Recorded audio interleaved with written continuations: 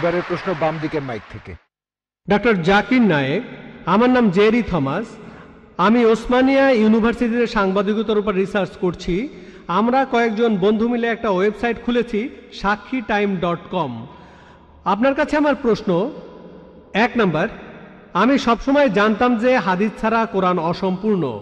এখন আপনি অন্য ধর্মগ্রন্থের কথাও বললেন, আপনি বাইবেলের কথাও বললেন, কিন্তু বাইবেল বলছে যে যীশুখ্রিস্টকে বিশ্বাস করে না সে খ্রিস্ট বিরোধীদের দলে সামিল হয়। এটা একটা ভবিষ্যৎবাণী। আমি এমনও শুনেছি যে হাদিস বলছে যে মোহাম্মদ জাদুবিদ্যার সাহায্য নিয়েছিল। এখানে আপনার বক্তব্যটা কি? ভাই, আপনি প্রশ্ন করলেন আর আপনি বেশ কিছু মন্তব্য করলেন। আপনি বললেন যে আপনি জানেন যে হাদিস ছাড়া পবিত্র কোরআন অসম্পূর্ণ। এখানে আপনি অন্য ধর্মগ্রন্থের কথা শুনলেন, তার মানে উনার মতে বাইবেলের উদ্ধৃতি দিলে সে কথা মানতে হবে। আর বাইবেল বলছে যিশু বা ঈসা আলাইহিস সালামকে যে বিশ্বাস করবে না সে দোজখে যাবে, ইত্যাদি ইত্যাদি। এখানে আমার মন্তব্য কি? 1 নম্বর পয়েন্ট, হাদিস ছাড়া পবিত্র কোরআন অসম্পূর্ণ নয়। কোরআন একটা স্বয়ং সম্পূর্ণ বই। তবে কোরআনের কথাগুলো বুঝতে গেলে আপনাকে এগুলোর ব্যাখ্যা পড়ে দেখতে হবে। আর হাদিস হলো পবিত্র কোরআনের ব্যাখ্যা, যে কথাগুলো বলে গিয়েছেন নবীজি সাল্লাল্লাহু আলাইহি সাল্লাম। পবিত্র কোরআন একটা সম্পূর্ণ বই, আলহামদুলিল্লাহ স্বয়ং সম্পূর্ণ। তবে আপনি যদি সেগুলো আরো বিস্তারিতভাবে জানতে চান, তখন আপনি পড়বেন যে কথাগুলো বলে গিয়েছেন নবীজি মুহাম্মদ সাল্লাল্লাহু আলাইহি সাল্লাম। আমরা বলি সহিহ হাদিস। একটা কথা বলি, অন্যান্য ধর্মগ্রন্থের উদ্ধৃতি দিয়েছি, তার মানে এই না আমি মানি যে অন্যান্য ধর্মগ্রন্থ আল্লাহর বাণী। প্লিজ আমাকে ভুল বুঝবেন না। আমি এখানে কোরআনের কথা মতো কাজ করেছি। আল্লাহ পবিত্র কোরআনে বলেছেন, সূরা ইমরানের 64 নম্বর আয়াতে উল্লেখ করা হয়েছে, তাআলা ইলা কালিমাতিন সাওয়াইম বাইনানা ওয়া বাইনাকুম, এসো সেই কথায় যাহা আমাদের ও তোমাদের মধ্যে এক।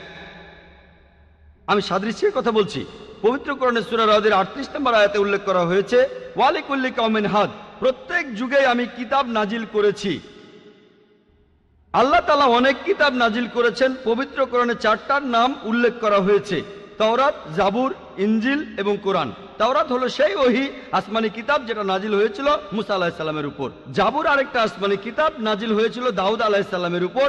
ইনজিল হলো সেই আসমানি কিতাব যেটা নাজিল হয়েছিল ঈসা আলাইহিস সালামের উপর। আর কোরআন হলো সর্বশেষ ও চূড়ান্ত আসমানি কিতাব, নাজিল হয়েছিল সর্বশেষ ও চূড়ান্ত নবী মুহাম্মদ সাল্লাল্লাহু আলাইহি সাল্লামের উপর। এখন আগের সবগুলো আসমানি কিতাব এসেছিল নির্দিষ্ট সম্প্রদায়ের মানুষের জন্য, আর সেই কিতাবের নির্দেশগুলো ছিল একটা নির্দিষ্ট সময়ের জন্য। তাই আল্লাহ তাআলা চাননি যে এই কিতাবগুলো অবিকৃত অবস্থায় থাকুক। কিন্তু কোরআন হলো সর্বশেষ আসমানি কিতাব। আল্লাহ কোরআনে বলেছেন, সূরা হিজরের 9 নম্বর আয়াতে উল্লেখ করা হয়েছে, আমি কোরআন অবতীর্ণ করেছি আর আমি সংরক্ষণ করে রাখব। কোরআন হলো একমাত্র ধর্মীয় গ্রন্থ পুরো পৃথিবীর মধ্যে যেটা এখনো অবিকৃত অবস্থায় আছে। শুধু আমি বলছি না, ধর্মের উপরে বিভিন্ন বিশেষজ্ঞরা বলছেন। তাদের একজন উইলিয়াম মুর, তিনি ইসলামের বিরুদ্ধে তীব্র সমালোচনা করতেন। তিনি খ্রিস্টান ছিলেন। 200 বছর আগে তিনি বলেছিলেন, আর কোনো ধর্মীয় গ্রন্থ নেই, আর কোনো ধর্মীয় গ্রন্থ নেই যেটা এখনো অবিকৃত অবস্থায় আছে 1200 বছরের বেশি সময় ধরে। এখন বললে 1400 বছরেরও বেশি। এই কোরআনের মতো তিনি খ্রিস্টান ছিলেন, ইসলাম ধর্মের তীব্র সমালোচক ছিলেন। তিনি সত্যি কথাটা স্বীকার করেছেন, কোরআন অবিকৃত অবস্থায় আছে। কিন্তু অন্যান্য সব ধর্মগ্রন্থ সেগুলোর কথা বদলে গেছে, এমনকি বাইবেলও। আমি বাইবেলকে আল্লাহ তাআলার বাণী বলে মানি না। আমরা মুসলিমরা বিশ্বাস করি সেই ওহীতে যেটা দেওয়া হয়েছিল ঈসা আলাইহিস সালামকে, ইনজিল। কিন্তু এখন আমরা যে বাইবেলটা দেখি, এই বইটা একটা মিশ্রণ। এখানে আল্লাহর বাণী থাকতে পারে, কোরআনের সাথে মিললে আমিও আপত্তি না করে মেনে নেব এটা আল্লাহর বাণী। এছাড়াও নবীদের বলা কথা আছে, এখানে ঐতিহাসিকদের বলা কথাও আছে। দুঃখের সাথে জানাচ্ছি, বাইবেলে পর্নোগ্রাফিও আছে। আমি উদ্ধৃতি দিতে পারবো না, আমি পারবো না। বাইবেলে আছে অনেক পরস্পর বিরোধী কথা, বৈজ্ঞানিক ভুল, গাণিতিক ভুল, সেগুলোর কথা এখানে বলছি না। আমি বিতর্ক করেছিলাম ডক্টর উইলিয়াম ক্যাম্বেলের সাথে। তিনি ইসলামের বিরুদ্ধে একটা বই লিখেছিলেন, Quran and Bible in the light of history and science. বলেছিলেন কোরআনে 30টা বৈজ্ঞানিক ভুল আছে। আমি আমেরিকায় গিয়েছিলাম। আমেরিকায় আমরা বিতর্ক করেছিলাম 2000 সালের 1 এপ্রিল, আর টপিক ছিল Quran and Bible in the light of science. তার সব অভিযোগের উত্তর আমি দিয়েছিলাম। তারপর আমি যখন বাইবেলের 38টা ভুলের কথা বললাম, তিনি সেগুলোর উত্তর দিতে পারেননি। পবিত্র কোরআনের সূরা বাকারার 79 নম্বর আয়াতে উল্লেখ করা হয়েছে, فويل للذين يكتبون الكتاب بأيديهم ثم يقولون هذا من عند الله ليشتروا به ثمنا قليلا فويل لهم مما كتبت أيديهم ويل لهم مما يكسبون। দুর্ভোগ তাদের যারা নিজ হাতে কিতাব রচনা করে আর বলে এটা আল্লাহর ওহী। সমূল্য পাওয়ার জন্য তারা কথা বলে, যা লিখেছে সেজন্য শাস্তি তাদের, যা উপার্জন করেছে সেজন্য শাস্তি তাদের। তাই বর্তমানের বাইবেল, হয়তো জানেন এই বাইবেল শব্দটা এটা বাইবেলের মধ্যে কোথাও নেই। এটা এসেছে গ্রিক শব্দ বিবলস থেকে, অর্থাৎ অনেক বই মিলে একটা বই। আর বিশেষজ্ঞরা এখন বলেন এই বাইবেল লিখেছে অনেকজন লেখক, আমি বলছি না, খ্রিস্টান বিশেষজ্ঞরা। তাই বর্তমানের বাইবেলকে আমি আল্লাহর বাণী বলে মনে করি না। একইভাবে যদি জিজ্ঞেস করেন আমি বেদকে আল্লাহর বাণী বলে মনে করি কিনা, বৌদ্ধ ধর্মগ্রন্থগুলোকে আল্লাহর বাণী বলে মনে করি কিনা, পার্সি ধর্মগ্রন্থগুলোকে আল্লাহর বাণী বলে মানি কিনা, আমি এখন বলবো হতে পারে আল্লাহর বাণী, নাও হতে পারে আল্লাহর বাণী। আল্লাহ সুবহানাহু ওয়া তাআলা অনেক ওহী নাজিল করেছেন, অনেক কিতাব, কোরআনে 4টার নাম উল্লেখ আছে, তবে এছাড়াও আছে যেমন সুফে ইব্রাহিম, এরকম অনেক আছে। আমি এখানে বলবো হতে পারে হিন্দু ধর্মগ্রন্থ হতে পারে আল্লাহর বাণী, হতে পারে বৌদ্ধ ধর্মগ্রন্থ সেগুলো আল্লাহর বাণী, তারপর পার্সি ধর্মগ্রন্থ আল্লাহর বাণী হতে পারে, কিন্তু আসমানি কিতাব হলেও সেগুলো নির্দিষ্ট জাতি আর নির্দিষ্ট সময়ের জন্য। এখন আপনি মানবেন সর্বশেষ ও চূড়ান্ত কিতাব, সেটা হলো পবিত্র কোরআন। তাহলে প্রত্যেক মানুষই, হোক তার দেশ ইন্ডিয়ায়, আমেরিকাতে, কানাডায়, ইংল্যান্ডে, সিঙ্গাপুরে, সৌদি আরবে, প্রত্যেক মানুষই সর্বশেষ ও চূড়ান্ত ওহী মানবে, অর্থাৎ পবিত্র কোরআন আর সর্বশেষ নবী মুহাম্মদ সাল্লাল্লাহু আলাইহি সাল্লামকে মেনে চলবে। আমি বলছি না যে হিন্দু ধর্মগ্রন্থগুলো আল্লাহর বাণী, আর আল্লাহর বাণী হলেও সেটা নির্দিষ্ট সময়ে নির্দিষ্ট জাতির জন্য ছিল। হিন্দু বিশেষজ্ঞরাও বলেন তাদের ধর্মগ্রন্থ পরিবর্তন হয়েছে, বৌদ্ধ বিশেষজ্ঞরাও বলেন তাদের ধর্মগ্রন্থ পরিবর্তন করা হয়েছে। প্রত্যেক ধর্মের বিশেষজ্ঞরাই, শুধু ইসলাম বাদে সবাই বলে যে তাদের ধর্মগ্রন্থে পরবর্তীতে কথা বদলানো হয়েছে, পরিবর্তন করা হয়েছে। তবে আমি যদি এখানে তর্কের খাতিরে মেনেও নেই এটা আল্লাহ তাআলার বাণী, যদি এমনটা হয় আর সেই ধর্মের অনুসারীরা তারা মানে এটা আল্লাহ তাআলার বাণী, তাহলে সেই ধর্মগ্রন্থ তাদের অক্ষরে অক্ষরে মানা উচিত। বৌদ্ধরা যদি মানে তাদের ধর্মগ্রন্থ আল্লাহ তাআলার বাণী, হিন্দুরা যদি মানে তাদের ধর্মগ্রন্থ আল্লাহ তাআলার বাণী, খ্রিস্টানরা যদি মানে তাদের ধর্মগ্রন্থ আল্লাহ তাআলার বাণী, তাহলে আপনাদের ধর্মগ্রন্থেই বলা হয়েছে আপনাদের মেনে চলতে হবে সর্বশেষ নবীর কথা, মুহাম্মদ সাল্লাল্লাহু আলাইহি সাল্লামের কথা। আপনি তো মনে করেন এটা আল্লাহ তাআলার বাণী, আমি মনে করি হতেও পারে আবার নাও হতে পারে। আপনি মনে করেন সেটাই আল্লাহ তাআলার বাণী, তাহলে আপনি সেটার কথা মেনে চলেন। সর্বশেষ আর চূড়ান্ত নবীকেও আপনি বিশ্বাস করেন। আমি আগেও বলেছি, পবিত্র বাইবেলে গসপেল অফ জন 16 নম্বর অধ্যায়ের 12 থেকে 14 অনুচ্ছেদে আছে, ঈসা আলাইহিস সালাম বলছেন, আমি তোমাদের অনেক কথা বলতে চাই, কিন্তু তোমরা সেটা এখন বুঝতে পারবে না, কারণ যখন সত্যের আত্মা তোমাদের সামনে আসবে সে তোমাদের সত্যের পথে নিয়ে যাবে। সে তার নিজের কথা বলবে না, যা শুনবে সে কথাগুলোই বলবে। সে তোমাদের ভবিষ্যতের কথা বলবে, আমাকে মহিমান্বিত করবে। এ মানুষটা কে? মুহাম্মদ সাল্লাল্লাহু আলাইহি সাল্লাম। মুহাম্মদ সাল্লাল্লাহু আলাইহি সাল্লাম বাদে আর কোন নবী ঈসা আলাইহিস সালামকে কি মহিমান্বিত করেছেন? ঠিকই বলেছেন আপনি, যে ঈসা আলাইহিস সালামকে অস্বীকার করবে সে নরকে যাবে। আপনিই বললেন এই কথা, আমি আপনার সঙ্গে একমত। সেই মুসলিম আসলে মুসলিম না যে ঈসা আলাইহিস সালামকে বিশ্বাস করে না। আমরা এখানে বলি আলাইহিস সালাম, আপনি শুধু বললেন যিশু। আমি পারি না, আমাকে বলতেই হবে আলাইহিস সালাম যদি ইসলামের প্রতিনিধিত্ব করি। যদি আমি এই আলাইহিস সালাম শব্দটা না বলি আমাকে বের করে দেওয়া হবে। অনভিজ্ঞ লোক এটা করতে পারে, আমাকে বলতেই হবে আলাইহিস সালাম। তাহলে সেই মুসলিম আসলে মুসলিম না যে ঈসা আলাইহিস সালামকে বিশ্বাস করে না। আমরা মানি যে ঈসা আলাইহিস সালাম হচ্ছেন আল্লাহ সুবহানাহু ওয়া তাআলার প্রেরিত রাসূল। বিশ্বাস করি তিনি অলৌকিকভাবে জন্মেছিলেন, কোনো পুরুষের হস্তক্ষেপ ছাড়াই, যেটা অনেক আধুনিক খ্রিস্টানি বিশ্বাস করে না। আমরা মানি যে তিনি আল্লাহর আদেশে মৃত মানুষকে জীবিত করেছিলেন। আমরা মানি যে তিনি আল্লাহর আদেশে জন্মান্ধর কুষ্ঠরোগীদের সুস্থ করেছিলেন। মুসলিম আর খ্রিস্টানরা এখানে এক। তবে আমি জানি আপনি কি বোঝাচ্ছেন। আপনি যখন বললেন যীশু খ্রিস্টকে বিশ্বাস করা, তার মানে কি বুঝিয়েছেন? যে তিনি ঈশ্বর, তাই না? ওনার মাইক্রোফোনটা অন করেন। যিশুকে বিশ্বাস করা বলতে কি বোঝাচ্ছেন? নবী হিসেবে বিশ্বাস করা? যিশুর এই কথাটা বিশ্বাস করি, আমি সত্য আর জীবনের একমাত্র পথ। এ কথার মানে কি? এর মানে যীশু খ্রিস্ট হলেন ঈশ্বর। ভাই এবারে বাইবেলের উদ্ধৃতি দিলেন, জনে আছে এই কথাটা। আমি আপনাকে রেফারেন্সটা বলছি, রেফারেন্সটা আমি বলছি, সমস্যা নেই। রেফারেন্সটা কি? জনের 14 নম্বর অধ্যায়। আপনিই বললেন। অনুচ্ছেদ? আমাকে বাইবেল দেখে বলতে হবে। জনের 14 অধ্যায়ের 16 অনুচ্ছেদ, ঠিক 16 আছে? নম্বর না, 6 নম্বর অনুচ্ছেদ, 16 নম্বর না। সরি মিস্টার নায়েক, আমাকে বাইবেল শেখানো লাগবে না। আমরা আপনার ভুল ব্যাখ্যাগুলো শুনে আমাদের ওয়েবসাইটে সেটার উত্তর দেব। ভালো কথা ভাই, আপনি উদ্ধৃতি দিচ্ছেন, আপনার ব্যাগে তো বাইবেল আছে তাই না? ব্যাগ থেকে বাইবেলটা বের করে দেখেন, এটা গসপেল অফ জনের 14 নম্বর অধ্যায় 6 নম্বর অনুচ্ছেদ, 16 নম্বর না।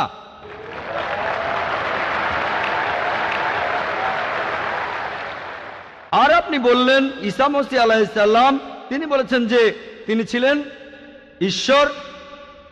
আপনার প্রশ্নতে পরে আসছি, প্রশ্নের উত্তরটা দেওয়ার আগে আমি একটা কথা বলে নিই। আমি বাইবেল পড়েছি, গোটা বাইবেলের মধ্যে পরিষ্কারভাবে বলা এমন একটা কথাও নেই যেখানে যিশু বা ঈসা আলাইহিস সালাম নিজে বলেছেন আমি ঈশ্বর আর আমার উপাসনা করো। যদি কোনো খ্রিস্টান আমাকে দেখাতে পারেন গোটা বাইবেলের মধ্যে পরিষ্কারভাবে বলা মাত্র একটি কথা যে ঈসা আলাইহিস সালাম নিজেই বলেছেন যে আমি ঈশ্বর আর আমার উপাসনা করো, তাহলে আমি ডক্টর জাকির নায়েক আজকেই খ্রিস্টান ধর্ম গ্রহণ করব। আমি অন্য মুসলিম ভাইদের পক্ষ থেকে এই কথা বলছি না, আমি আমার মাথাটা তরবারির তলে রাখছি। আমি বিভিন্ন ধর্মের উপর একজন ছাত্র। আপনি বাইবেল পড়েছেন আর আমিও পড়েছি বাইবেল। আপনি বললেন যে আপনাকে বাইবেল শেখানো লাগবে না। ঈসা আলাইহিস সালাম এই কথা নিজেই বলেছেন, সত্যকে খোঁজো, সত্যই তোমাকে মুক্ত করবে। ইনশাল্লাহ আজকে আপনি সত্য দেখবেন আর ইনশাল্লাহ সত্য আপনাকে মুক্ত করবে। আমি কথাটা আবার বলছি, গোটা বাইবেলে পরিষ্কারভাবে বলা এমন একটা কথাও নেই যেখানে যিশু বা ঈসা আলাইহিস সালাম নিজেই বলেছেন আমি ঈশ্বর আর আমার উপাসনা করো। আপনারা যদি বাইবেল পড়েন, ঈসা আলাইহিস সালাম তার নিজের মুখেই বলেছেন, এটা আছে গসপেল অফ জন 14 নম্বর অধ্যায়ের 28 অনুচ্ছেদে, বলেছেন আমার পিতা আমার চাইতে মহান। গসপেল অফ জন 10 নম্বর অধ্যায়ের 29 অনুচ্ছেদ, আমার পিতা সবার চাইতে মহান। গসপেল অফ ম্যাথিউ 12 নম্বর অধ্যায়ের 28 অনুচ্ছেদ, আমি ঈশ্বরের আত্মার সাহায্যে শয়তানকে তাড়িয়ে দেই। গসপেল অফ লুক 11 নম্বর অধ্যায়ের 20 অনুচ্ছেদ, আমি ঈশ্বরের আঙ্গুলের সাহায্যে শয়তানকে তাড়িয়ে দেই। গসপেল অফ জন 5 নম্বর অধ্যায়ের 30 অনুচ্ছেদ, আমি আমার নিজের থেকে কিছুই করতে পারি না, আমি এখানে বিচার করি আর আমার বিচার সঠিক, কারণ আমি আমার ইচ্ছায় কাজ করি না, আমার পিতার ইচ্ছায় কাজ করি। যদি কেউ বলে সে আল্লাহর ইচ্ছা মতো কাজ করে, সে একজন মুসলিম। ঈসা আলাইহিস সালাম একজন মুসলিম, তিনি নিজেকে ঈশ্বর বলেননি। বুক অব অ্যাক্টসে পরিষ্কার বলা আছে 2 নম্বর অধ্যায়ের 22 অনুচ্ছেদ, বলা হয়েছে হে ইসরায়েলের সন্তানেরা, একথা শোনো, নাজারেত শহরের যিশু ঈশ্বর প্রেরিত একজন পুরুষ তোমাদের মাঝে, সে অনেক অলৌকিক কাজ করবে, সেগুলো তাকে ঈশ্বর করাবেন, তোমরা তার সাক্ষী থাকবে। ঈশ্বর প্রেরিত একজন পুরুষ তোমাদের মাঝে, সে অনেক অলৌকিক কাজ করে দেখাবে, ঈশ্বর তাকে দিয়ে করাবেন আর তোমরা তার সাক্ষী থাকবে। তাই বাইবেল স্পষ্ট করে বলছে যে ঈসা আলাইহিস সালাম ছিলেন একজন মানুষ, তিনি আল্লাহ তাআলার প্রেরিত একজন রাসূল, কিন্তু আল্লাহ নন। গোটা বাইবেলের মধ্যে পরিষ্কারভাবে এমন একটা কথাও নেই যেখানে ঈসা আলাইহিস সালাম নিজেই বলেছেন যে আমি ঈশ্বর, আমার উপাসনা করো। আপনি একটা উদ্ধৃতি দিয়ে সেটা প্রমাণ করতে চাইলেন যে গসপেল অফ জন 14 নম্বর অধ্যায়ের 6 অনুচ্ছেদে বলা হয়েছে যিশু বা ঈসা আলাইহিস সালাম নিজেই বলেছেন আমি সত্য আর জীবনের একমাত্র পথ, আমাকে ছাড়া আমার পিতার কাছে কেউ যেতে পারবে না। এখানে প্রসঙ্গ ছাড়া উদ্ধৃতি দিচ্ছেন। লোকজন পবিত্র কোরআনের আয়াত নিয়ে প্রসঙ্গ ছাড়া উদ্ধৃতি দেয় দুর্নাম করতে। একইভাবে খ্রিস্টান মিশনারিরা বাইবেলের প্রসঙ্গ ছাড়া উদ্ধৃতি দেয়। আপনাকে একটা সত্য কথা বলি, আপনার বাইবেলটা খোলেন, যদি সন্দেহ থাকে বাইবেলটা খোলেন, প্রসঙ্গ জানতে 1 নম্বর অনুচ্ছেদটা পড়েন। গসপেল অফ জন 14 নম্বর অধ্যায়ের 1 অনুচ্ছেদ বলছে যে তোমরা ভয় পাচ্ছ কেন? যিশু বা ঈসা আলাইহিস সালাম বলছেন যদি তোমরা ঈশ্বরকে বিশ্বাস করো তাহলে আমাকে বিশ্বাস করো। আমার পিতার রাজ্যে অনেক প্রাসাদ আছে, আমি সেখানে গিয়ে তোমাদের জন্য জায়গা তৈরি করব। আমি যখন যাব আমি তখন বলবো। শিষ্যরা বলল আপনি কোথায় যাবেন? তোমরা জানো না আমি কোথায় যাব? তারা বলল না। তখন শিষ্যরা বলল যে আমাদের পথ দেখান, আপনি যেখানে যাবেন। তখন যিশু বা ঈসা আলাইহিস সালাম বললেন আমি সত্য আর জীবনের একমাত্র পথ। শিষ্যরা তখন বলল ঈসা আলাইহিস সালামকে যে আমাদের সেই পথ দেখান। ঈসা আলাইহিস সালাম তখন বললেন আমি সত্য আর জীবনের একমাত্র পথ, আমাকে ছাড়া আমার পিতার কাছে কেউ যেতে পারবে না।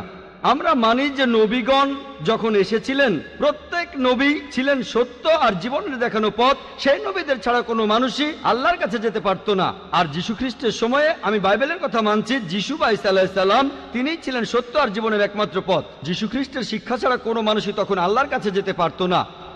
মুসা নবীর সময়ে তিনি ছিলেন সত্য আর জীবনের পথ। মুসা আলাইহিস সালামের শিক্ষা ছাড়া কোনো মানুষই আল্লাহর কাছে যেতে পারত না। এখন দেখেন ঈসা আলাইহিস সালাম নিজেই বলেছেন আমি তোমাদের অনেক কথা বলতে চাই, শিষ্যদের বলছেন, এটা আছে গসপেল অফ জন 16 নম্বর অধ্যায়ের 12 থেকে 14 অনুচ্ছেদে। আমি তোমাদের অনেক কথা বলতে চাই, কিন্তু তোমরা সেগুলো এখন বুঝবে না, কারণ যখন সেই সত্যের আত্মা আসবে সে তোমাদের সত্যের পথে নিয়ে যাবে। সে তার নিজের কথা বলবে না, যা শুনবে সে কথাই বলবে। সে তোমাদের ভবিষ্যতের কথা বলবে, আমাকে মহিমান্বিত করবে। আর এখন দেখবেন, ভালো করেই দেখবেন যে নবীজি মুহাম্মদ সাল্লাল্লাহু আলাইহি সাল্লাম তিনি সত্য আর জীবনের একমাত্র পথ। মুহাম্মদ সাল্লাল্লাহু আলাইহি সাল্লাম যা শিখিয়েছেন সেগুলো ছাড়া কেউ আল্লাহর কাছে যেতে পারবে না। আর মুহাম্মদ সাল্লাল্লাহু আলাইহি সাল্লাম ছিলেন সর্বশেষ আর চূড়ান্ত নবী। এখনকার দিনে দেখবেন হোক সেই লোক বাস করছে আমেরিকায়, কানাডায়, ইংল্যান্ডে, ইন্ডিয়ায়, সৌদি আরবে, পৃথিবীর যেখানেই থাকুক, এখনকার দিনে সবার জন্য মুহাম্মদ সাল্লাল্লাহু আলাইহি সাল্লাম তিনি হলেন পথ, সত্য আর জীবনের। মুহাম্মদ সাল্লাল্লাহু আলাইহি সাল্লাম যা শিখিয়েছেন সেগুলো ছাড়া কেউ আল্লাহর কাছে যেতে পারবে না। আর প্রায় সব ধর্মগ্রন্থ এরকম কথা বলছে, এমনকি বাইবেলও। আশা করি আপনি সত্যটা জানতে পেরেছেন, আর ইনশাআল্লাহ আপনি সত্যের কাছে এসেছেন, সত্য আপনাকে মুক্ত করবে।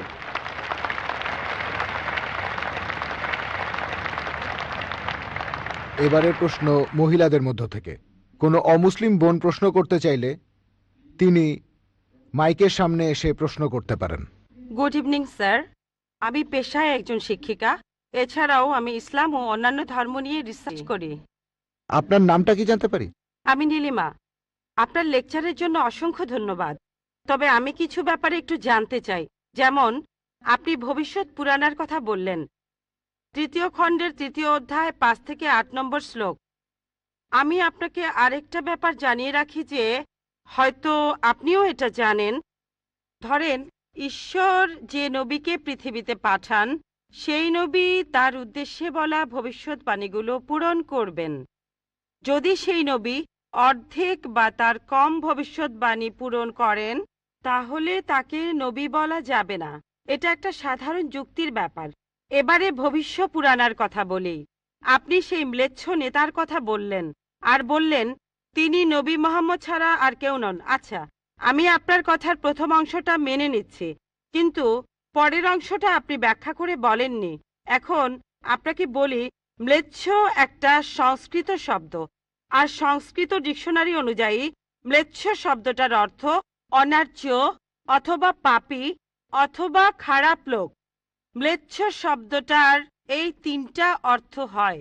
তাহলে কি বলা যায় মুহাম্মদ ছিল পাপী অথবা খারাপ লোক?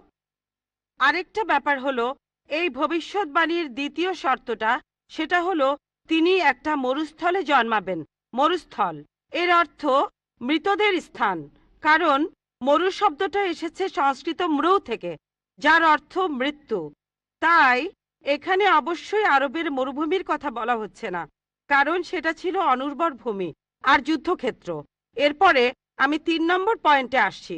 এই ভবিষ্যৎবাণীতে বলা হয়েছে যে এই ম্লেচ্ছ নেতা তিনি গোসল করেন পঞ্চগাভিয়া আর গঙ্গা নদীতে। আর এটা আমরা সবাই জানি যে গঙ্গা নদী, এই নদীটা আরবে নয়, গঙ্গা নদী রয়েছে ইন্ডিয়ায়। এটা পৃথিবীর সবাই জানে। এবার পঞ্চগাভিয়ায় গোসল করা সম্পর্কে বলি। পঞ্চগাভিয়া মানে গরু থেকে উৎপন্ন 5টা উপাদান। এই উপাদানগুলো হলো দুধ, দই, ঘি, প্রস্রাব, গোবর। এখন ভবিষ্যৎবাণীটাকে সত্যি হতে গেলে এই কথাটাও তাহলে সত্যি হতে হবে। আপনি কি আমাকে পবিত্র কোরআনের এমন কোনো আয়াত দেখাতে পারেন যেখানে বলা আছে যে মুহাম্মদ গোসল করেছিল গঙ্গার জলে বা সেই 5টা উপাদান দিয়ে, অর্থাৎ দুধ, দই, ঘি, প্রস্রাব আর গোবর? তাহলে আজকে ইসলাম গ্রহণ করব। Thank you sir. বোন, আপনি ঠিক বলেছেন যে ভবিষ্যৎবাণীর কথা বলা হচ্ছে, যদি তার অর্ধেকের বেশি পূরণ না হয় তাহলে ভবিষ্যৎবাণী ভুল। আমি একমত বোন, আপনার সঙ্গে একমত। আমি আপনার 3টি প্রশ্নের উত্তর দেব। দেখা যাক আজকে আপনি ইসলাম গ্রহণ করেন কিনা। এটাও হতে পারে আপনি আমার সঙ্গে একমত হবেন না। আমি যা বলবো, আমি একমত। ম্লেচ্ছ এই শব্দটার 3টি অর্থ আছে। ম্লেচ্ছ এর একটা অর্থ হলো অনার্য অর্থাৎ বিদেশি, আরেকটা অর্থ হচ্ছে পাপী, আরেকটা অর্থ হলো খারাপ লোক। আর দেখবেন ইন্ডিয়ায় হিন্দুরা সাধারণত মুসলিমদের বলে থাকে ম্লেচ্ছ। তারা যখন এভাবে বলে তারা আসলে বোঝায় পাপী আর খারাপ লোক, কিন্তু এর আরেকটা অর্থ হলো বিদেশি। যখন আমি লেকচারে কোনো ধর্মগ্রন্থ থেকে উদ্ধৃতি দেই সেখানে একটা শব্দের যদি অনেক অর্থ হয়, ব্যাপারটা এমন না ধরেন শব্দটার 4টা অর্থ আছে, তার মধ্যে 3টা অর্থ এখানে খাটে না, মাত্র একটা ঠিক হলেও অর্থ সঠিক হতে পারে। যেমন ধরেন কোরআন বলছে তোমরা শূকর খেও না। আজকে যদি ডিকশনারি খোলেন, এই শূকর শব্দটার একটা অর্থ হলো পুলিশ, অর্থাৎ পুলিশ অফিসার, তাহলে একটা অর্থ শূকর,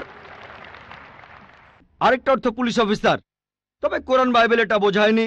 বাইবেলে বুক অব লেভিটিকাস 11 অধ্যায় 7 থেকে 8 অনুচ্ছেদে আছে, বুক অব ডিউটেরোনমি 14 অধ্যায়ের 8 অনুচ্ছেদে আছে, বুক অব আইজায়া 65 অধ্যায়ের 2 থেকে 5 অনুচ্ছেদে আছে, বলা হয়েছে তোমরা শূকর খেও না। কিন্তু পুলিশকে বোঝায়নি বাইবেল। যদি আপনি বিভিন্ন ধর্মের ছাত্রী হয়ে থাকেন, যদি 10টা অর্থ থাকে, সেখানে একটা অর্থও খাটে, দেখতে হবে সেটা সঠিক কিনা। 2টো সঠিক হতে পারে, 3টা সঠিক হতে পারে, সবগুলো সঠিক হতে পারে, কিন্তু যদি মাত্র একটা অর্থ সঠিক হয়, এতেও ভবিষ্যৎবাণীটা ফলে যেতে পারে। আমি আপনার সঙ্গে একমত যে ম্লেচ্ছ এর একটা অর্থ অনার্য, ইন্ডিয়ানদের দিক থেকে একজন বিদেশি। আর আমি আমার লেকচারে তখন বলেছিলাম ম্লেচ্ছ শব্দের অর্থ হচ্ছে বিদেশি। আর আপনি ভুল পথে গিয়ে বলছেন এখানে ম্লেচ্ছ মানে হচ্ছে পাপী। আপনি আসলে এখানে ভুল বুঝেছেন বোন। যদি আপনি বলেন কোরআন আর বাইবেল বলছে পুলিশদের খেও না, তার মানে আপনি বিভিন্ন ধর্মের উপর ছাত্রী নন, আপনি তাহলে এক পেশে। একটা অর্থে যদি ভবিষ্যৎবাণীটা পূরণ হয়। আরেকটা কথা, যদি সন্দেহ থাকে, আমি আরো 10টা পয়েন্টের কথা বলেছি, সবগুলোকে খণ্ডন করতে পারবেন না। আরেকটা বললেন মরুস্থল, এটার একটা অর্থ আমিও একমত, মৃতদের স্থান। তবে সংস্কৃতিতে মরুস্থল শব্দটার আরেকটা অর্থ হচ্ছে বালুময় স্থান। আপনি আজকে ডিকশনারি চেক করেন, সেখানে দেখবেন আমাদের ইসলামিক রিসার্চ ফাউন্ডেশনে এখানে সংস্কৃত ডিকশনারিও আছে। আমি বিভিন্ন ধর্মের উপর ছাত্র, এটা মানছি যে একটা অর্থ হচ্ছে মৃতদের স্থান, আরেকটা অর্থ হচ্ছে বালুময় স্থান, কিন্তু ভুল অর্থটা আপনি নিচ্ছেন কেন? তাহলে তো আপনি ভুল পথে চলে যাবেন। যদি পারমুটেশন আর কম্বিনেশনগুলো দেখেন, অন্য যে পয়েন্টগুলো বলেছি সেগুলো পুরোপুরি সঠিক। এখানে আপনাকে সঠিক উত্তরটা বেছে নিতে হবে। তাহলে মরুস্থল শব্দটার একটা অর্থ হলো বালুময় স্থান বা মরুভূমি। আপনার তৃতীয় প্রশ্নতে আসি, আপনি ইসলাম গ্রহণ করবেন ইনশাল্লাহ। তৃতীয় প্রশ্নটা, আমি যে ভবিষ্যৎবাণীটার কথা বলেছি যে নবী মোহাম্মদ সাল্লাল্লাহু আলাইহি সাল্লাম পঞ্চগর্ভে গোসল করেছিলেন গঙ্গা নদীতে, এখানে বুঝে নিতে হবে যখন আমরা বলছি যে হিন্দুদের রীতি অনুযায়ী যে কেউ পঞ্চগর্ভে বা গঙ্গায় গোসল করবে তার অর্থ বিশুদ্ধ হবে। একটা অর্থ শারীরিকভাবে গঙ্গায় ডুব দিলেন, আমারও মনে হয় না নবীজি ইন্ডিয়ায় এসে গঙ্গায় ডুব দিয়েছিলেন। আরেকটা অর্থ বিশুদ্ধ হওয়া, তখন ব্যাখ্যা করিনি কারণ লেকচারটাই অনেক লম্বা ছিল। এই টপিকটা নিয়ে আমি সারাদিন কথা বলতে পারি, আমি এখানে খুব বিস্তারিত বলিনি। আমি প্রত্যেকটা ভবিষ্যৎবাণী নিয়েই আরো কয়েক মিনিট বলতে পারি, সব মিলিয়ে ঘন্টাখানিক বলতে পারবো। এখানে পঞ্চগর্ভে গোসল করা মানে হচ্ছে বিশুদ্ধ হওয়া। এখানে প্রসঙ্গটা বুঝতে হবে, শারীরিকভাবে গোসল করার অর্থ এখানে বলা হয়নি। আর আপনি গঙ্গার পানিতে ডুব দিলেই বিশুদ্ধ হয়ে যাবেন এমন কোনো নিশ্চয়তা নেই, বিশুদ্ধ না হওয়ার সম্ভাবনাই বেশি। এটা হচ্ছে হিন্দুদের রীতি অনুযায়ী বলা। তাই এখানে ভবিষ্যৎবাণীটা বলছে যে নবী মোহাম্মদ সাল্লাল্লাহু আলাইহি সাল্লাম পঞ্চগর্ভে গোসল করেছিলেন। তার মানে এই না যে তিনি এখানে এসেছিলেন, মানে হলো আল্লাহ তাআলা তাকে বিশুদ্ধ করেছিলেন। আমরা বিশ্বাস করি যে আল্লাহ তাআলার সকল নবী, সকলেই হোক তিনি মুসা বা ঈসা আলাইহিস সালাম অথবা মুহাম্মদ সাল্লাল্লাহু আলাইহি সাল্লাম, তারা সকলেই ছিলেন মাসুম, তারা ছিলেন নিষ্পাপ, ছিলেন বিশুদ্ধ। তাহলে আল্লাহর সকল নবী, আল্লাহ যাদের পৃথিবীতে পাঠিয়েছিলেন, আমরা মানি যে তারা সকলেই নিষ্পাপ, সকলেই মাসুম, সকলেই বিশুদ্ধ। তাহলে আপনার উত্তরটাও পেলেন। আশা করি ইনশাল্লাহ আপনি ইসলাম গ্রহণ করবেন বোন। এবারের প্রশ্ন আমার বাম দিকের মাইক থেকে। আমার নাম প্রেম আদভানি, আমি নয়াদিল্লি থেকে এসেছি, রিটায়ার্ড চাকরিজীবী আর অমুসলিম। আমার প্রশ্নটা হলো, ইসলামের অতীত ইতিহাস খুবই গৌরবের, বর্তমানেও ইসলাম ধর্মের মাথা উঁচু করে থাকার কথা ছিল। আমার মনে হয় মুসলিমদের কাজকর্মের মধ্যে স্বচ্ছতা থাকা উচিত। অন্য সব মানুষকেও তাদের জানতে দেওয়া উচিত যে তারা কি কি কাজ করেছে বিভিন্ন মাদ্রাসা আর মসজিদ ইত্যাদি জায়গায়, যাতে করে মানুষজন জানতে পারে যে এসব জায়গায় কি হচ্ছে। তখন ব্যাপারটা অনেক স্বচ্ছ হবে, কেউ তখন আর ভুল বুঝবে না। ধন্যবাদ ভাই, খুব সুন্দর প্রশ্ন করেছেন। তবে আপনার উত্তর দেওয়ার আগে আগের বোন যে প্রশ্নগুলো করেছিলেন সে ব্যাপারে কিছু কথা বলি। তার 3টা প্রশ্ন, সেখানে আমার মেয়ে রুজদা নায়কের গানের কথাগুলো মনে পড়ল। শেষ গানটা যে don't talk to me about Mohammad সাল্লাল্লাহু আলাইহি সাল্লাম, আর কোঅর্ডিনেটর বলেছিলেন গানের কথাগুলো একটু মনোযোগ দিয়ে শুনবেন। আপনারা যদি কথাগুলো শুনে থাকেন, এটা নবীজি সাল্লাল্লাহু আলাইহি সাল্লামের একটা সিরাত যে একদিন মুহাম্মদ সাল্লাল্লাহু আলাইহি সাল্লাম হেঁটে যাচ্ছিলেন, তখন এক পথচারীর সঙ্গে তার দেখা হলো। সে নবীজির বিরুদ্ধে কথা বলতে লাগলো, ও এই নবী মোহাম্মদ খুবই খারাপ লোক, তার সঙ্গে কথা বলো না। সে কিন্তু মোহাম্মদ সাল্লাল্লাহু আলাইহি সাল্লামের সঙ্গে কথা বলছে, সে জানে না ওই লোকটাই মোহাম্মদ সাল্লাল্লাহু আলাইহি সাল্লাম। সে নবীজির কাছে বলল, পথে হাঁটতে হাঁটতে, নবী মোহাম্মদ খুবই খারাপ লোক, তার কথা শুনো না, তার কথা শুনলে বিপর্যয় হয়ে যাবে, সবার জন্য খারাপ হবে, ইত্যাদি ইত্যাদি। গানটাতে এই কথাগুলো বলা হয়েছিল। লোকটা নবীজিকে বলল, তবে আপনি খুব ভালো মানুষ, আর আপনাকে সাবধান করছি, ওই মোহাম্মদ লোকটার কথা শুনবেন না সাল্লাল্লাহু আলাইহি সাল্লাম। সে ভণ্ড, নাউজুবিল্লাহ, সে খুব খারাপ মানুষ, নাউজুবিল্লাহ। এরকম আরো অনেক কথা। তবে নবীজিকে বলল, আপনি খুব ভালো মানুষ, আপনি দয়ালু, আপনি পরোপকারী, আপনার নামটা জানতে পারি? নাম শুনে বলল, কি? আপনি কি বললেন? আমি কি ঠিক শুনছি? আপনার নাম মোহাম্মদ সাল্লাল্লাহু আলাইহি সাল্লাম? তখন সে বলল, আশহাদু আল্লা ইলাহা ইল্লাল্লাহ ওয়া আশহাদু আন্না মুহাম্মাদুর রাসূলুল্লাহ। যখন সেই লোকটা বুঝতে পারলো যে এই লোকটাই মোহাম্মদ সাল্লাল্লাহু আলাইহি সাল্লাম, আমি অন্য মানুষের কাছে শুনেছিলাম সে খুব খারাপ মানুষ, ইনি তো ভালো মানুষ, তখনই সে ইসলাম গ্রহণ করলো। তাই আমার প্রিয় বোন, উনি একটু আগে যখন প্রশ্নগুলো করেছিলেন, তখন আমার মেয়ের গানের কথাগুলো মনে পড়েছিল। নবীজি সাল্লাল্লাহু আলাইহি সাল্লামের সেই সিরাতটা, যেখানে এক পথচারী নবীজির কাছে এই নবীজি সম্পর্কে বদনাম করছিল, তবে তখনই সত্যিটা জানার পর সেই লোক শাহাদা উচ্চারণ করেছিল। আশা করি ইনশাল্লাহ আমাদের বোনও শাহাদা দেবেন, আর আমি দোয়া করি আল্লাহ যেন তাকে হেদায়েত দান করেন। ভাই, আপনি খুব সুন্দর প্রশ্ন করেছেন। আর বললেন যে ইসলামের অতীত ইতিহাস খুবই গৌরবের। তারপর বলছেন স্বচ্ছতা থাকার প্রয়োজন আছে, বিশেষ করে মাদ্রাসাগুলোতে। কে আপত্তি করবে? আমি একমত ভাই, আমি সম্পূর্ণ একমত। কে বলছে যে স্বচ্ছতা থাকবে না?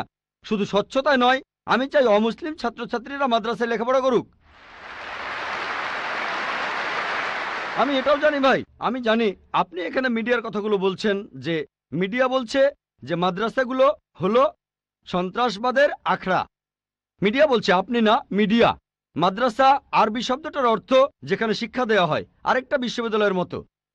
স্কুল বলতে পারেন, কলেজ বলতে পারেন, ইউনিভার্সিটিও বলতে পারেন। তবে মিডিয়া মাদ্রাসাগুলোকে এমনভাবে তুলে ধরে, যদি কোনো মাদ্রাসায় যান আপনি সন্ত্রাসী হয়ে যাবেন। মিডিয়া বলে আপনি না। একটা প্রশ্ন করি, এই পৃথিবীর ইতিহাসে যে লোকটা সবচেয়ে বেশি মানুষ হত্যা করেছে সে হিটলার। সে পড়েছিল কোন মাদ্রাসায়? কোন মাদ্রাসা? হিটলার কোন মাদ্রাসার ছাত্র? তারপর দেখবেন যে মাফিয়া পৃথিবী জুড়ে চোরাচালান আর মাদক ব্যবসা করে। যদি একটা জরিপ করেন এইসব স্মাগলারদের, সেই সব লোকদের যারা জেলে যায়, যদি জরিপ করেন তাদের কতজন মাদ্রাসায় পড়েছে? কতজন? খুব কম থাকতে পারে, খুব কম। বেশিরভাগই ভার্সিটিতে পড়েছে। কোন ভার্সিটি? আধুনিক ভার্সিটি, স্কুল, কলেজ। তাহলে কি বলবেন স্কুল বন্ধ করে দাও? এটা কি বলবো যে আজ থেকে স্কুল কলেজ বন্ধ, বিএ পড়া বন্ধ, বিকম বন্ধ, বিএসসি বন্ধ? না, কারণ আমি তো স্কুলে পড়াশোনা করেছি। স্কুলে শেখানো হয় না যে ডাকাতি করবেন, চোরাচালানি করবেন, দেশের বিরুদ্ধে যুদ্ধ করবেন। এই লোকগুলো স্কুলে পড়াশোনা করেছে, কিন্তু তারা স্কুলগুলোর কুলাঙ্গার। আর হিটলারও হয়তো আধুনিক শিক্ষা পেয়েছিল, আমি নিশ্চিত তার স্কুল তাকে শেখায়নি যে তুমি 60 লক্ষ ইহুদিকে হত্যা করো। তাহলে বুঝতে পারছেন এরা কুলাঙ্গার। তবে সামগ্রিকভাবে দেখবেন যে এই দেশে প্রতি বছর হাজার হাজার ছাত্র মাদ্রাসা থেকে পাশ করে, নাদবা থেকে, দেওবন্দ থেকে হাজার হাজার ছাত্র। আপনি কি বলবেন এরা সবাই মানুষ মারছে? মোটেই তা নয়। মিডিয়া ব্যাপারটা এভাবে তুলে ধরছে। এখন দেখবেন সরকার মাদ্রাসাগুলোতে যাবে। গত বছর বা তার আগের বছর সরকার নাদবা মাদ্রাসায় গিয়েছিল। তারা মাদ্রাসায় গিয়ে একটা সার্চ ওয়ারেন্ট বের করলো, চেক করবে। কি চেক করবে? আর আলী মিয়া নাদভি রহমতুল্লাহ বললেন, ঠিক আছে আপনারা চেক করেন। তারা সেখানে কিছুই পায়নি। এখন হঠাৎ করে একদিন লাখে একবার, হাজারবারের মধ্যে একবার, কোটিবারের মধ্যে একবার হতে পারে সে মাদ্রাসা থেকে পাশ করার পরে কেউ বিপথে চলে গেছে। তার মানে এই না মাদ্রাসা সন্ত্রাস শেখায়। বরং দেখবেন যে সেই সব লোক যারা স্কুল থেকে পাশ করার পরে আধুনিক শিক্ষা ব্যবস্থায় কলেজে পড়ে, ইউনিভার্সিটিতে পড়ে, যেখান থেকে সার্টিফিকেট পায় বিএ, বিকম, ইঞ্জিনিয়ার, ডাক্তার, এরাই তুলনামূলকভাবে বেশি অন্যায় অপরাধ করে থাকে। আপনি যদি স্বচ্ছতার কথা বলেন, আমিও একমত। কোনো মাদ্রাসায় কথা বলবে না যে আপনারা এখানে চেক করবেন না। আমাদের মাদ্রাসাগুলো উন্মুক্ত। আমাদের স্কুলে আমরা শেখাই, মাশাআল্লাহ, বিভিন্ন ধর্মের উপর শিক্ষা দেই। আমার ছাত্ররা আমার স্কুলের, তারা সাধারণ হিন্দুদের চাইতে হিন্দু ধর্ম সম্পর্কে বেশি জানে, খ্রিস্টান ধর্ম সম্পর্কে বেশি জানে সাধারণ খ্রিস্টানদের চাইতে, ইসলাম ধর্ম সম্পর্কে বেশি জানে সাধারণ মুসলিমদের চাইতে, কারণ এখানে সব ধর্মের উপর গুরুত্ব দেওয়া হয়। তাহলে ভাই আপনি যদি স্বচ্ছতার কথা বলেন, আমি একমত, আপনার সঙ্গে আছি। এ কথা আপনাকে কেউ বলবে না, আমাদের পরীক্ষা করতে পারবেন না। আসেন, তবে নিন্দা করবেন না, নেগেটিভ মেন্টালিটি নিয়ে আসবেন না, খোলা মনে আসেন। কে জানে আল্লাহ হয়তো আপনাকে হেদায়েত করবেন, হয়তো সত্যিটা জানতে পারবেন। হ্যাঁ ভাই, আমি এখানে যেটা বলতে চাচ্ছি যে অমুসলিমরা তারা মাদ্রাসায় এসে নিজের চোখে দেখে যাবে, আমি স্বচ্ছতা বলতে এটাই বোঝাতে চেয়েছি, যাতে করে মানুষের মনে কোনো সন্দেহ না থাকে যে মাদ্রাসায় খারাপ কাজ হচ্ছে, সন্ত্রাসী বানানো হচ্ছে। ভাই খুব সুন্দর প্রশ্ন করেছেন। মাদ্রাসাগুলোকে স্বচ্ছ বানাবো যাতে অমুসলিমরা এসে পড়তে পারে। ভাই প্রথমে আমন্ত্রণ জানাচ্ছি আপনাকে, আপনার ছেলে মেয়েদের আইআরএফে আসেন, আমি আপনাকে আমন্ত্রণ জানাচ্ছি। আর ইসলামিক রিসার্চ ফাউন্ডেশনে একটা লাইব্রেরি আছে। এই লাইব্রেরিটা গোটা ইন্ডিয়ার মধ্যে বিভিন্ন ধর্মগ্রন্থের সংগ্রহের দিক থেকে একটা প্রথম শ্রেণীর লাইব্রেরি। আমাদের লাইব্রেরিতে 200-রও বেশি আলাদা আলাদা বাইবেল আছে। বাইবেলের 50টা এডিশন আছে। শুধু ভগবদ গীতার অনুবাদে আছে 50টা। বেদের অনেকগুলো অনুবাদ আছে, ঋগ্বেদ, যজুর্বেদ, অথর্ববেদ। হয়তো সরকারি লাইব্রেরিতেও এতগুলো বই পাবেন না, হতে পারে আপনার ধর্মীয় প্রতিষ্ঠানের লাইব্রেরিতেও এই বইগুলো পাবেন না। আমরা উৎসাহ দেই, পড়েন আর সত্যের পথে আসেন। আর অন্যদের কথা বাদ দেন, আমি আমন্ত্রণ জানাচ্ছি আপনাকে, আপনার ছেলে মেয়েদের, আপনাদের প্লেনের টিকিটটাও দিয়ে দেব ফ্রি। আইআরএফে আসেন, আপনাকে আমরা স্বাগত জানাবো। পড়েন, তাহলে সত্যটা জানতে পারবো একসাথে ইনশাল্লাহ। মাইক্রোফোনটা কি অন করবেন ভাই? আপনাকে অনেক ধন্যবাদ। আমার কথাগুলো আপনি খোলা মনে গ্রহণ করেছেন। আমি চেষ্টা করব যাতে আপনার আমন্ত্রণটা রাখতে পারি। জি, ঠিকানাটা দিয়ে যান, প্লেনের টিকিট পাঠিয়ে দেবো ইনশাল্লাহ।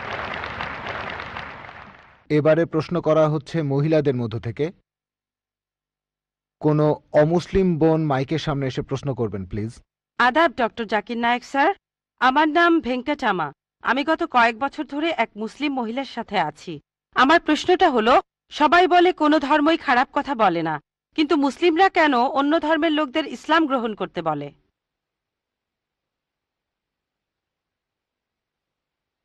বোন, আপনি বললেন যে আপনি একটা মুসলিম পরিবারের সঙ্গে থাকেন অনেক বছর ধরে, তারপর বললেন যে সব ধর্মে ভালো সব কথা থাকে, কিন্তু মুসলিমরা আমাকে ইসলাম গ্রহণ করতে বলে কেন? পয়েন্ট নাম্বার 1, অন্য যেসব ধর্ম আছে সেগুলো যা বলে তার বেশিরভাগ কথাই ভালো, তবে ইসলাম ভালো কথা বলার পাশাপাশি আপনাকে দেখাবে কিভাবে সেটা অর্জন করতে হয়।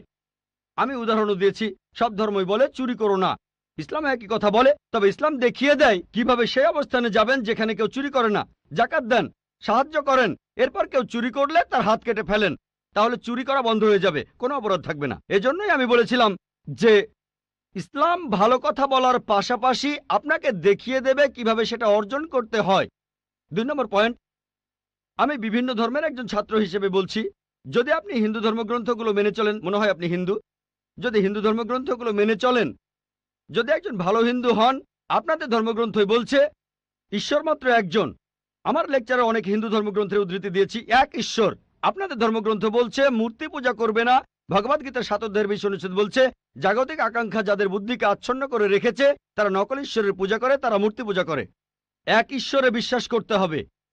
আজকে আমার লেকচারে বলেছিলাম বিশ্বাস করতে হবে অন্তিম ঋষিকে, কল্কি অবতার, যার বাবার নাম হবে বিষ্ণুইয়াস আব্দুল্লাহ, তার মায়ের নাম হবে সুমতি আমিনা। তিনি জন্মগ্রহণ করবেন শাম্বালা নামের গ্রামে মক্কা। তিনি জন্মাবেন শাম্বালা শহরের প্রধানের ঘরে, মক্কার প্রধানের ঘরে। তিনি হবেন পুরো মানুষ জাতির পথপ্রদর্শক। তিনি আলোকপ্রাপ্ত হবেন রাতের বেলায় একটা গুহায়। তিনি উত্তর দিকে গিয়ে আবার ফিরে আসবেন। ঈশ্বর তাকে 8টা গুণ দেবেন। তিনি হবেন পৃথিবীর সব মানুষের পথপ্রদর্শক।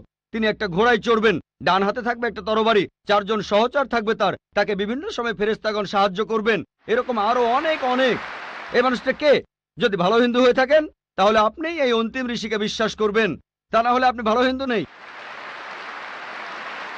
যদি ভালো হিন্দু হয়ে থাকেন তাহলে এক ঈশ্বর বিশ্বাস করবেন, তাহলে আপনি মূর্তি পূজা করবেন না। নাতাস্তি প্রতিমা আস্তি, মহান ঈশ্বর, তার কোনো প্রতিমা নেই, তার কোনো প্রতিমূর্তি নেই, তার কোনো ছবি নেই, তার কোনো ফটোগ্রাফ নেই, তার কোনো ভাস্কর্য নেই। আর আমি বিতর্ক করেছি পণ্ডিতদের সাথে, হিন্দু পণ্ডিত, উনারা শঙ্করাচার্য অনেক, সেখানে আমি কথা বলেছি।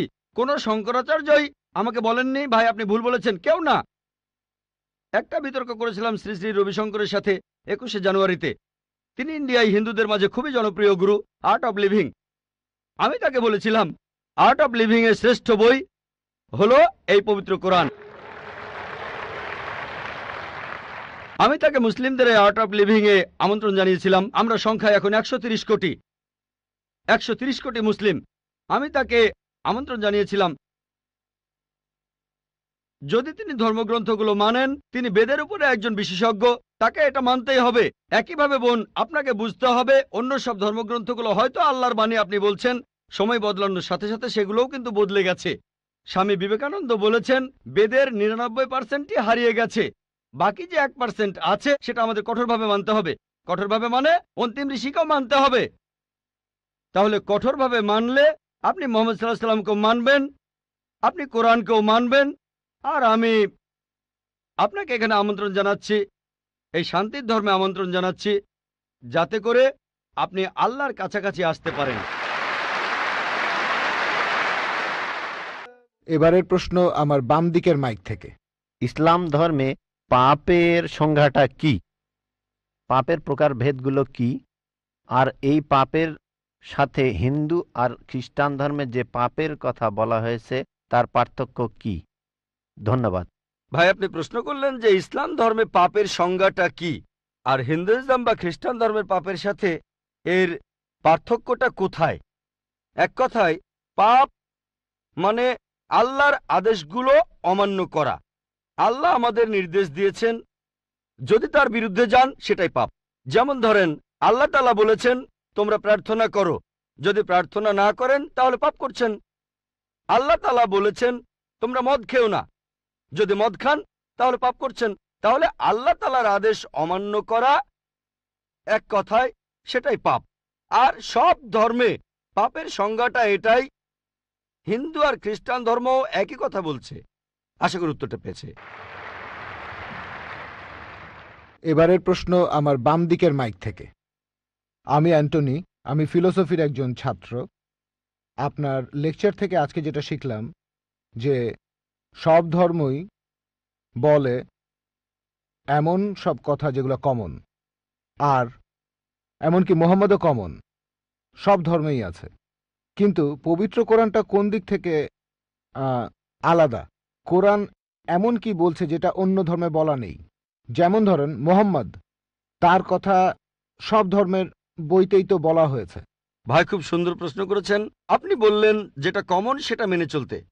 সব ধর্মগ্রন্থই বলে মুহাম্মদের কথা, আর কোরআনও বলছে মুহাম্মদের কথা। এখানে নতুন কি আছে? খুবই সুন্দর প্রশ্ন। অন্য সব ধর্মই বলে যে পরবর্তীতে একজন নবী পৃথিবীতে আসবেন, আর বাইবেলও বলছে। আপনি তো খ্রিস্টান, সম্ভবত আপনি পবিত্র বাইবেল পড়েছেন। গসপেল অফ জন 16 নম্বর অধ্যায়ের 12 নম্বর থেকে 14 অনুচ্ছেদে আছে, ঈসা আলাইহিস সালাম শিষ্যদের বলছেন আমি তোমাদের অনেক কথা বলতে চাই, কিন্তু তোমরা এখন সেটা বুঝতে পারবে না, কারণ যখন সত্যের আত্মা তোমাদের সামনে আসবে সে তোমাদের সত্যের পথে নিয়ে যাবে। আর সে তার নিজের কথা বলবে না, যা শুনবে সে কথাগুলোই বলবে। সে তোমাদের ভবিষ্যতের কথা বলবে, সে আমাকে মহিমান্বিত করবে। তার মানে সব ধর্মগ্রন্থ, হিন্দু, পার্সি, বৌদ্ধ, ইহুদি, খ্রিস্টান সবাই বলছে একজন নবী পৃথিবীতে আসবেন, একজন নবী আসবেন। কিন্তু কোরআন বলছে ইনিই সেই নবী যার উপর কোরআন নাজিল হয়েছে। সেই নবী চলে এসেছেন। যখন আপনি ক্লাস 1-এ পড়ছেন, আপনার স্কুলে সবার উপরে ক্লাস 10, তারপর ক্লাস 2-তে উঠলেন, তখনও লক্ষ্য ক্লাস 10, তারপর ক্লাস 3-তে উঠলেন, তখনও ক্লাস 10ই লক্ষ্য। এখানে শুধু স্কুলের কথা বলছি। Class 5, class 6, class 7, class 8, class 9, তারপর ক্লাস 10-এ উঠলেন, তারপর এসএসসি পরীক্ষা দেবেন, ঠিক? তার মানে এই না যে ক্লাস 1 আর ক্লাস 10-এর পড়াশোনা এক। আপনি ক্লাস 10-এর জন্য প্রস্তুতি নিচ্ছেন।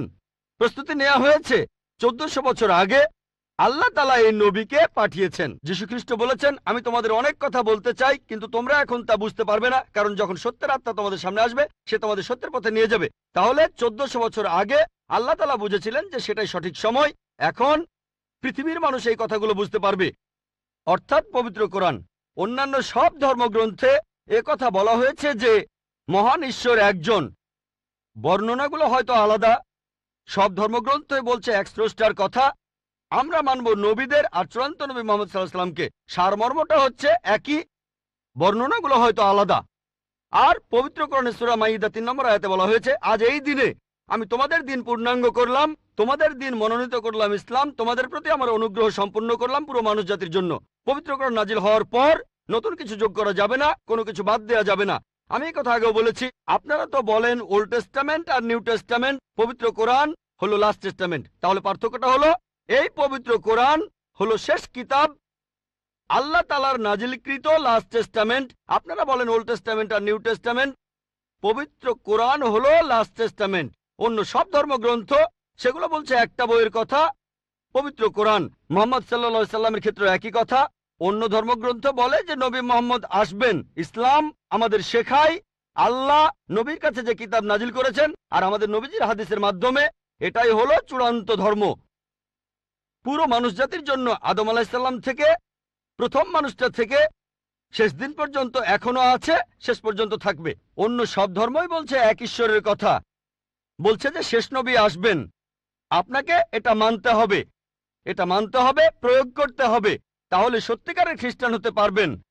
সেজন্য আমি বলি ইসলাম আর খ্রিস্টান ধর্মের সাদৃশ্যের উপর আমি একটা লেকচার দিয়েছিলাম, সেখানে প্রমাণ করেছি যে মুসলিমরা আমরা খ্রিস্টানদের চাইতে অনেক বেশি খ্রিস্টান। খেয়াল করে দেখবেন আমরা যীশু খ্রিস্টকে সাধারণ খ্রিস্টানদের চাইতে অনেক বেশি মানি। আমার ভিডিও ক্যাসেট দেখতে পারেন, ইসলাম ও খ্রিস্টান ধর্মের সাদৃশ্য। এবারের প্রশ্ন আমার বাম দিকের মাইক থেকে। স্যার, আমার নাম এল রবিশঙ্কর শ্রীধর। আমি বর্তমানে বিইডি কলেজের প্রিন্সিপাল হিসেবে আছি। আমি অন্য ধর্মগ্রন্থগুলো পড়েছি, যেমন বাইবেল, কোরআন, হাদিস ইত্যাদি। এছাড়াও আমি মুসলমানদের নামাজ পড়ার নিয়মও শিখেছি। স্যার, একটা হাদিস বলা আছে, নবীজি সাল্লাল্লাহু আলাইহি সাল্লাম এক সিরিয়ানকে বলেছেন যে ধর্ম বদলানোর দরকার নেই, আর তুমি কালিমাও বলো না, তখন প্রয়োজন ছিল। তবে এখন দেখি যে পৃথিবী অনেক বদলে গেছে, আমাদের সামাজিক অবস্থান বদলেছে, এছাড়া আমাদের সমাজও বদলেছে। আর একটা ব্যাপার জানতে চাচ্ছি, এমন কি কোনো রকম ছাড় দেয়া আছে যদি কেউ ইসলাম পালন করতে চায়? আমরা জানি ইসলাম ধর্মের কিছু ব্যাপার ফিজিক্সের মাধ্যমে প্রমাণ করেছেন বিজ্ঞানী ক্যাপরা আর স্টিফেন হকিং, যেমন সময় আর বিশ্বজগৎ কিভাবে সৃষ্টি হলো। এখন আনাল হক, আমি খোদা, এই টাইপের ধারণার কোনো স্থান আছে? 5 ওয়াক্ত নামাজ পড়লাম, ধর্ম মানলাম, এরপর আমরা অন্য সময় কি বলতে পারি যে আনাল হক? এটা কি মানতে পারি?